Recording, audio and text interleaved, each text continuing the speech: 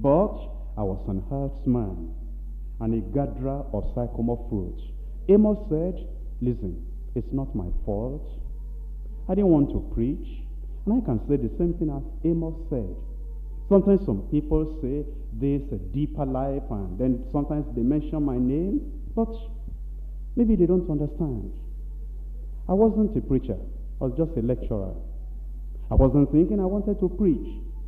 I was taught and schooled and trained under an atheist. And we learned about atheism. We learned there was no God, there was no miracle, there was no prayer, there was no power, there was no Christ, there was no religion. The Bible was just writing of the Jews. That's what we learned. And we learned about all the atheists of the past generations. And I followed the principles so much that he even loved me to the point he sent me to university. And the Mayflower School paid all my school fees, gave me all the pocket money I need. And I came back there still teaching. I love that school. But God called me. It's not my fault. And all the things that they taught us before, I began to see they are not true, that there is God. And I didn't know about knowing God. I wasn't planning I would serve God. I wasn't running after God saying, Lord, I want this, I want this, I want that. I was getting in all these principles and atheistic ideologies. But then God spoke his word to my heart and said, give me your heart. And it was real. That I stand at the door and knock. I couldn't see him, but I was hearing the knock. It was deep. I could sense it. And then the altar call was made. I went forward. I prayed. Joy filled my heart. The things I did before, I couldn't do them anymore. All the time we were being taught on atheism, I was stealing library books from the school. When I got converted, I went to Tashola and I said, I've been stealing all the library books. I made all the confessions. And he looked at me and said, you have always been one of my good boys. I said, yes, but good boy did not really make it.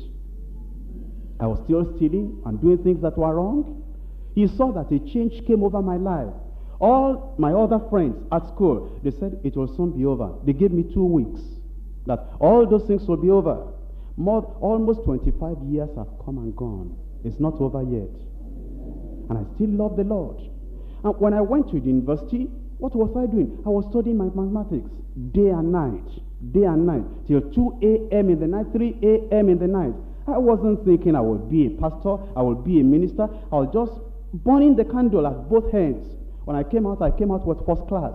Immediately they gave me scholarship to go for PhD. And that was my life. But I was feeling that God wanted me to preach.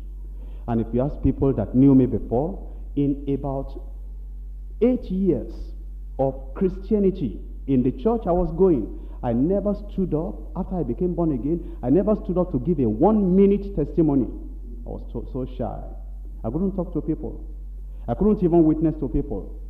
So it's not something that I wanted to do. Eventually, God gave me books on John Wesley, books of Charles Finney. I started reading.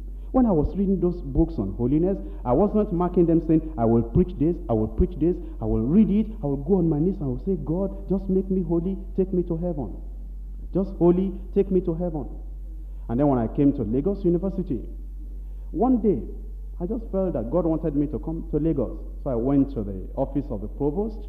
When I got to his office, I said, I'm kind of feeling that I should come and lecture here. I was a student, and I went to tell the provost, I'm kind of feeling that I should come and lecture here.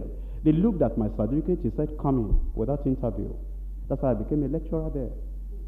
So they said, but you must do research. I said, it's all right. Then the Bible study started, of deeper life. As the Bible study started, I didn't have time for research anymore. I just became buried in the Bible and preaching and going for retreats and going for this and going for that. So university called me and said, be careful. Because if you do not do the research, then we'll have to fire you. That means you'll have to go. So I said, can you give me just 3 months? Now it will normally take me about 1 year or more. That's work I wanted to do. So they said they'll give me 3 months. And I went away to Alexandria.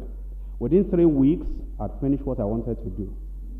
And I came back and I showed them the paper. It's not that I can't do it. You know, this is the paper. They looked at it. They've never seen anything like that before.